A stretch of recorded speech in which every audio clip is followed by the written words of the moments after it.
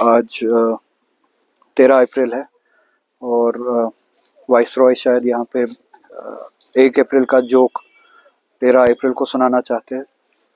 1 April کا جو western world میں معروف ہے کہ اپریل فول بنایا جاتا ہے، وہی کوشش یہاں کی ایڈمنسٹریشن جو دلی سے کنٹرول ہوتی ہے کوشش کر رہی ہے کہ 13 اپریل کو اس طرح کا جوک بنایا جائے۔ میں بھی ان کے اس اقدام کے بارے میں تھوڑی سی بات کرنا چاہتا ہوں، جس کے حوالے سے کل سے ہوا بنانے کی کوشش کی جا رہی ہے کہ ایک بہت بڑا لینڈ سکیم ہوا ہے، اور جس لینڈ سکیم میں میں شامل ہوں، میں نے کوئی اس میں سکیم کیا ہوا ہے، اور بہت سارے دوستوں نے، بہت سارے لوگوں نے سوال کیے اس حوالے سے کہ یہ کس قسم کا سکیم ہے، یہ مسئلہ کیا ہے، یہ جو کیس بنایا گیا ہے اس کے حوالے سے سوال پوچھے۔ میں آپ دوستوں کے ذریعے ان لوگوں تک یہ بات پہنچانا چاہتا ہوں، کیونکہ میری ذمہ داری بنتی ہے لوگوں کے تئیں، ورنہ اس کیس میں نہ کوئی جان ہے، نہ کوئی سچائی ہے، نہ حقیقت ہے، نہ میرا کوئی لینا دینا ہے، نہ میری کوئی ایکٹیو یا پیسو پارٹیسپیشن ہے۔ ہمارے جو لوگ ہیں جن کا ایک ٹرسٹ کا رشتہ بنا ہے، اور اس ٹرسٹ کے حوالے سے، اس اعتماد کے حوالے سے میری ذمہ داری بنتی ہے کہ لوگوں کے ذہنوں میں اگر کچھ سوال ہے ان سوالوں کو کلیئر کیا جائے۔ اور جیسے ان کے لیے کل، لوگوں کے لیے کل سرپرائزنگ تھا یا شاکنگ تھا، اتنا ہی سرپرائزنگ میرے لیے بھی تھا۔ یہ لینڈ سکیم کے بارے میں جو چارج شیٹ بنایا گیا ہے، چارج شیٹ جب بنایا گیا اور چارج شیٹ جب داخل کیا گیا، اسی دن مجھے بھی پتہ چلا۔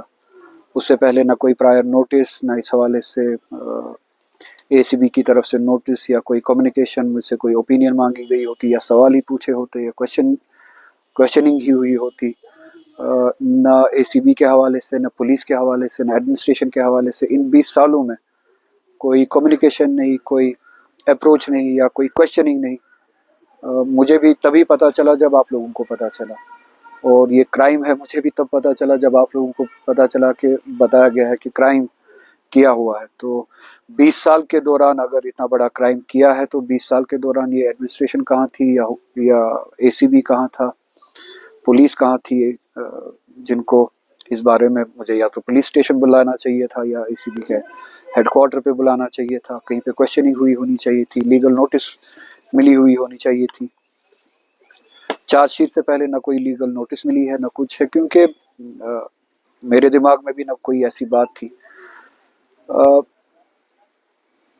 20 سال پہلے یہاں بیمنا میں لینڈ ایکویزیشن کی گورنمنٹ نے، اور اس جگہ کا نام ہے دربل۔ اس جہاں پہ یہ لینڈ ایکویزیشن ہوئی، وہ ڈل ڈیولرز کی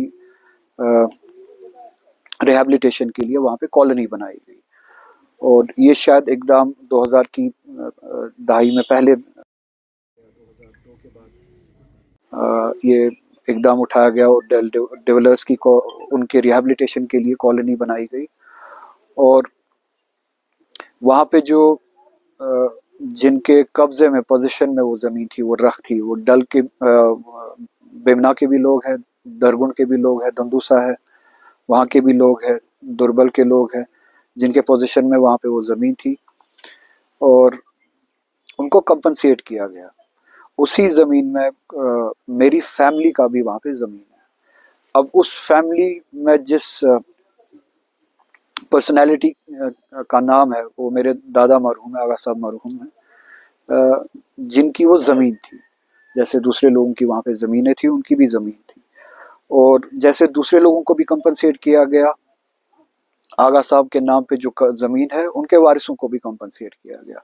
اب میں اس لائن میں تیسرے نمبر پہ ہوں، یا تیسرے لیول پہ آتا ہوں۔ میں ڈائریکٹ بینیفیشری نہیں ہوں، ان دا سینس کہ میری زمین ہو، میری خریدی ہوئی ہو۔ اٹس این انہیریٹڈ لینڈ، موروثی زمین ہے۔ اس لائن میں تیسرے نمبر پہ ہوں۔ زمین آغا صاحب مرحوم کی ہے، پھر وہ ٹرانسفر ہوتی ہے ان کے بچوں میں، جن بچوں میں میرے والد صاحب شہید آغا صاحب مہدی صاحب ہیں، وہ باقی بھائیوں میں سے وہ بھی ایک بھائی ہے۔ تو ان کی زمین جو انہوں نے اپنے باپ سے انہیریٹ کی، میں نے ان سے انہیریٹ کی، اور میرے جو سبلنگز ہیں انہوں نے ان سے انہیریٹ کی۔ تو جیسے سب کو کمپنسیٹ کیا گیا، اسی طرح سے گورنمنٹ نے اس لینڈ ہولڈر کو یا اس لینڈ اونر کو جو میرے دادا مرحوم ہیں ان کو بھی کمپنسیٹ کیا، جو اس دنیا سے گزر چکے تھے، یعنی ان کے وارثوں کو کمپنسیٹ کیا۔ تب بیمنا والوں نے بھی، دوربل والوں نے بھی اور دندوسا درگن والوں نے بھی ایک پروٹیسٹ کیا کہ جو زمین کمپنسیٹ ہو رہی ہے، جو پیسہ دیا جا رہا ہے، معاوضہ دیا جا رہا ہے، وہ صرف اتنے ہی زمین کی کا معاوضہ دیا جا رہا ہے جتنا رجسٹر ہے وہاں پہ، جبکہ زمینداروں کے پاس پوزیشن میں اس سے زیادہ زمین ہے، وہ کاشت کرتے ہیں، اور اس زمین کی لیوی لی جاتی تھی لوگوں سے، کاشت کی جاتی تھی، کاشت کے اگینسٹ، ایگریکلچر ایکٹیویٹی کے اگینسٹ گورنمنٹ ان سے لیوی لیتی تھی، اور یہ زمین وہی تھی، لیوی کے اگینسٹ ان کو وہاں پہ کاشت کرنے کی اجازت ہوتی تھی، اور وہ ایگریکلچر ایکٹیویٹی کے اگینسٹ جو لیوی دیتے تھے زمینداروں نے، لیوی جتنے زمین کی دی تھی وہ پوزیشن سے کم تھی، تو اسی حوالے سے انہوں نے پھر پروٹیسٹ کیا کہ ہمارے پوزیشن میں زیادہ زمین ہے تو ہمیں پوزیشن کے حوالے سے کمپنسیٹ کیا جائے، اور اس میں نہ میرا رول ہے، نہ میرے والد صاحب کا رول ہے، نہ میرے گرینڈ فادر کا رول ہے۔ تو گورنمنٹ نے وہ ڈیمانڈ ان کی سنی، اس پہ فیصلہ لیا کہ جتنا بھی پوزیشن میں ہے، سروے ہوا پھر سے کہ زمیندار کے پاس کتنی زمین پوزیشن میں ہے، ان زمینداروں کو وہ زمین کا کمپنسیشن دیا گیا۔ آپ نے کیمراز اٹھا کے جا سکتے ہیں، بینا میں بھی بینیفیشری ہے، دوربل، درگن، اس سارے ایریا میں، دندوسا میں بینیفیشری ہے جنہوں نے پوزیشن کے حساب سے اپنی ڈیمانڈ کے مطابق پوزیشن کے حساب سے جتنے زمین پہ وہ ایگریکلچر ایکٹیویٹی کرتے تھے زمینوں کا کمپنسیشن لیا۔ جب وہ ایڈ ہوا تو شاید جو زمین، جو رقبہ میرے دادا مرحوم کے نام سے تھا، ان کو بھی پھر پوزیشن کے حوالے سے کمپنسیٹ کیا گیا ہے۔ اب اس سارے پروسیس میں کہیں پہ انوالو نہیں ہوں، ڈائریکٹلی میں کہیں پہ انوالو نہیں ہوں۔ ایز آئی سیڈ، یہ میری زمین نہیں ہے، یہ میراث ہے جو مجھ سے پہلے والی لیول، جو میرے گرینڈ فادر کے بچے ہیں، میرے چاچا ہے، میری پھوفیا ہے، ان میں ڈسٹریبیوٹ ہوتی ہے۔ انہی بھائیوں میں سے میرے والد صاحب کا جو حصہ ہے وہ ہم میں ڈسٹریبیوٹ ہوتا ہے، یعنی میرے والد صاحب کے جو بچے ہیں، ہم 3 سبلنگز، ہم میں ڈسٹریبیوٹ ہوتا ہے، اور ہماری فیملی میں جہاں پہ جو رہتا ہے، جہاں پہ ہم نے گھر بنایا ہے، میرے دادا مرحوم کے بچوں نے جہاں پہ گھر بنایا ہے، انکلوڈنگ مائی فادر، جہاں پہ میں یہاں پہ رہتا ہوں، جتنی بھی زمین تقسیم ہوئی ہے ابھی تک، وہ صرف اتنی ہی ہوئی ہے جہاں پہ ہم نے گھر بنایا ہے۔ اس سے باہر جتنی بھی آغا صاحب مرحوم کی زمینیں تھی جو ان کے بچوں میں تقسیم ہونی چاہیے تھی، ابھی بھی تقسیم نہیں ہوئی ہے، وہ ان کے بڑے فرزند کے ہاتھ میں ہے، وہ سارا انتظام اس کا کرنا، اس کی کمانڈ وغیرہ، نظر گزر رکھنا، اس حوالے سے جتنی بھی نیگوسیشنز جہاں پہ ہوتی ہے، کہاں پہ نہیں ہوتی ہے، وہ سارا ان کے ہاتھ میں ہے۔ ہمارے ہاتھ میں صرف اتنی ہی زمینیں ہیں جہاں پہ ہم رہتے ہیں، جہاں پہ ہمارے مقام بنے ہوئے، اس سے باہر ہمارے دادا صاحب مرحوم کی جو زمین ہے ان کا کسٹوڈین ابھی بھی ان کا بڑا فرزند ہے، میرے چاچا ہے۔ تو یہ نیگوسیشنز ان کے ساتھ ہوئی ہے، ان کے ذریعے ہوئی ہے، کیونکہ وہی کسٹوڈین تھے اور ابھی بھی ہے، باقی زمینوں کے کسٹوڈین وہی ہے۔ نہ نیگوسیشنز کے بارے میں ہمیں پتہ ہے، نہ زمین کے مقدار کے بارے میں ہمیں پتہ ہے۔ میں 3rd جنریشن سے ہوں، مجھے اس بارے میں کوئی علم نہیں ہے، نہ زمین کے مقدار کے بارے میں، نہ زمین کی قیمتوں کے بارے میں، نہ زمین کے پوزیشن کے بارے میں، نہ زمین کی ایکٹیویٹی کے بارے میں۔ ہمارے یہاں ابھی بھی کنفیوژن ہے کہ کہاں پہ کون سی زمین ہے، تو جیسے ہر گھر میں ہوتا ہے، وہ ابھی ڈسٹریبیوشن ابھی پوری نہیں ہوئی ہے، تو اسی طریقے سے اس زمین کے بارے میں بھی ہمیں کسی کو کچھ نہ پتہ ہے، نہ معلوم ہے۔ جو بھی نیگوسیشن ہوئی ہے اس کسٹوڈین کے ذریعے، میرے دادا مرحوم کے سب سے بڑے بچے کے ذریعے، فرزند کے ذریعے، میرے انکل کے ذریعے ہوئی ہے۔ تو سننے میں یہ آیا، اور چونکہ میں اس دوران MLA بھی تھا، تو نالج یہ ہے میرے پاس کہ کتنا کمپنسیٹ کیا گیا پر کنال، 40,000 روپے پر کنال کا کمپنسیشن کیا گیا۔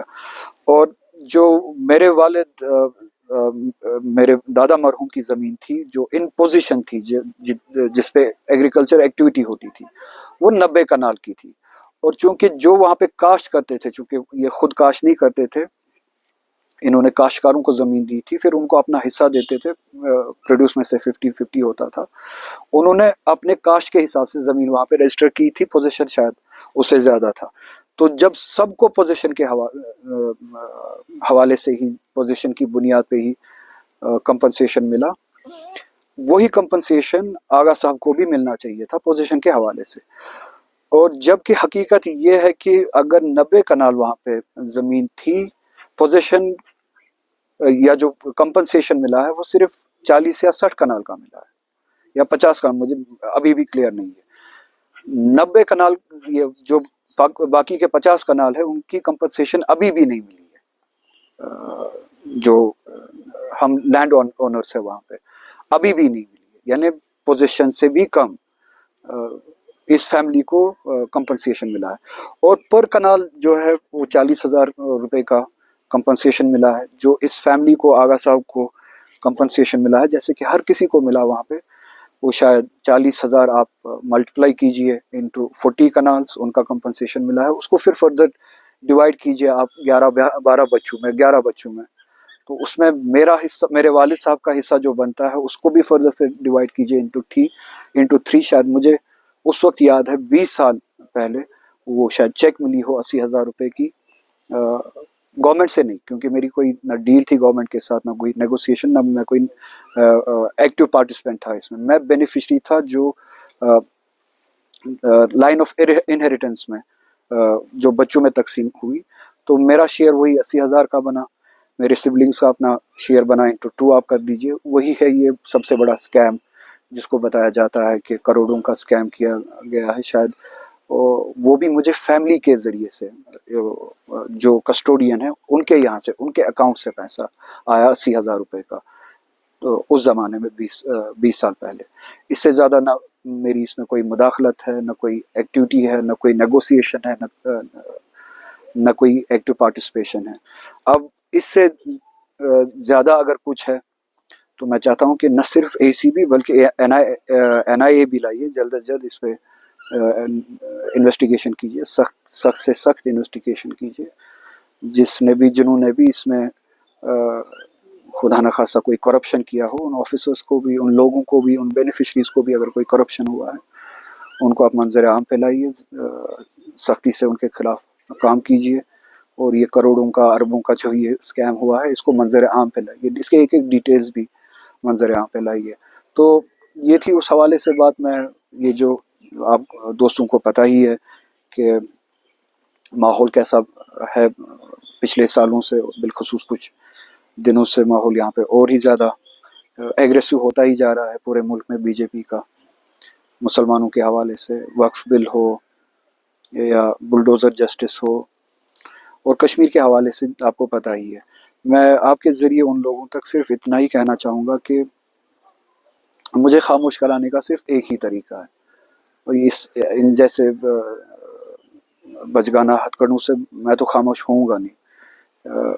एक ही तरीका है, जम्मू कश्मीर के लोगों का हक जो है 370 वो वापस कीजिए, उस दिन के बाद मैं खामोश हो जाऊंगा। जो पूरे मुल्क में माइनॉरिटीज़ के साथ और मुसलमानों के साथ ज़्यादतियाँ हो रही है, वो ज़्यादतियाँ ख़त्म कीजिए, बंद कीजिए, उस दिन के बाद मैं खामोश हो जाऊंगा। जम्मू कश्मीर की रियासत ने जिस बुनियाद पे एक्सेशन किया है इस मुल्क के साथ, और एक्सेशन की जिन शराइत को आपने तोड़ा, उन शराइत को बहाल कीजिए। इस रियासत की डिग्निटी को, कॉन्स्टिट्यूशनल राइट्स को बहाल कीजिए। हमारी ऑटोनॉमी है, हमारी जो डिग्निटी है वो बहाल कीजिए, उस दिन के बाद मैं खामोश हो जाऊंगा। मुस्लिम राइट्स का ख्याल रखिए, उस दिन के बाद मैं खामोश हो जाऊंगा। माइनॉरिटी राइट्स को खामोश कीजिए, उनको बहाल कीजिए, उस दिन के बाद मैं खामोश हो जाऊंगा। इस तरह के हरकतें, बचगाना हरकतें आप करोगे, इसका उल्टा असर पड़ेगा। और जिस दरगाह से मैं आता हूँ, मैं ये कहता चलूँ, वहाँ पे मुकावमत में, रेजिस्टेंस में तकलीफ़ें उठाना पिनकल होता है। वहाँ पे पिनकल है कि सर नेज़े पे चढ़ जाए। वहाँ पे इस दिन का इंतज़ार किया जाता है कि हक के लिए, सदाकत के लिए सर नेज़े पे भी चढ़ जाए। तो आप कुछ भी, ये तो मजाक है, आप कुछ भी इसके बाद ही बनाएं। मेरी ज़ात इन चीज़ों से खामोश हो नहीं सकती है, क्योंकि इस दरगाह में, जिस दरगाह से मैं सीख के आया हूँ, जिस दरगाह से मैं बिलोंग करता हूँ, वहाँ पे सर उठना नेज़े पे, सर हक के लिए पिनकल है, उरूज है, और हम इंतज़ार कर रहे होते हैं, हम तलाश कर रहे होते हैं उस दिन का। तो अज़ियतों के लिए मैंने खुद को आमादा किया है। ये इस तरह की हरकतें जो है मुझे खामोश नहीं कर सकती है। स्कैम के बारे में मैंने आपको कहा कि ये किस किस्म का स्कैम है। मैं आप सभी से गुजारिश करूँगा, आप बेमना में चले जाए।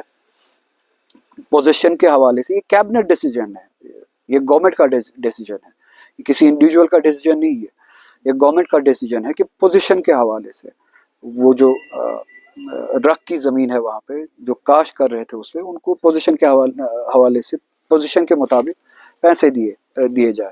اسی حساب سے میری فیملی، میرے دادا مرحوم کی جو زمین تھی وہاں پہ میری نہیں تھی، اس فیملی کو بھی اپنے اپنا حصہ دیا گیا پوزیشن کے حساب سے، جس سے میرا حصہ 80,000 روپے کا بنتا تھا. اگر اسی 80,000 پہ ان کو لڑائی لڑنی ہے یا 1,00,000 روپے پہ ان کو لڑائی لڑنی ہے، میں لڑائی لڑنے کے لیے تیار ہوں. آپ جا سکتے ہیں وہاں، سبھی سے پوچھ سکتے ہیں کہ کتنے لوگوں نے، ہزاروں لوگوں نے، میرا خیال ہے 5,000 کنال جو ہے ایز پر پوزیشن ابھی تک وہاں پہ کمپنسیشن مل چکا ہے، جبکہ ملنا چاہیے تھا اس سے زیادہ. تو یہ اس مذاق کے بارے میں. ہاں، آپ کے ذریعے میں اپنے باقی فیملی ممبرس کا ان کے لیے یہی بات کہوں گا کہ میں معذرت کھاؤں کہ میری وجہ سے آپ کو بھی تکلیف اٹھانی پڑ رہی ہے. کسٹوڈین کے علاوہ باقی فیملیز جس کے ہاتھ میں یہ سب کچھ ہے، جو یہ کسٹوڈین ہے، اس ایک کے علاوہ باقی سبھی فیملی ممبرس جو اس میں جن کو کھینچا گیا یا ناخواستہ طور جو کھینچے گئے اس میں. اب کیس ان کو بنانا تھا کہ بناتے کیسے، اب پتہ نہیں کہاں سے کون سی چیزیں اٹھا کے. اب they also got dragged into this. It's a fight with me. I hope you understand. میں اپنی فیملی ممبرس کو یہ کہتا ہوں، یہ میرے ساتھ جو یہ لڑائی ہے، آپ سمجھ سکتے ہیں کہ اس لڑائی کا نتیجہ ہے. امید ہے کہ آپ مجھے معاف کریں گے اس لیے کہ آپ کو تکلیف اٹھانی پڑ رہی ہے، مگر ساتھ میں یہ بھی امید ہے کہ آپ اس لڑائی میں انشاءاللہ دوسرے لوگوں کی طرح بھی، عام کشمیری کی طرح بھی میرے ساتھ ہوں گے. یہ اس اسکیم کے حوالے سے. دوسرا یہ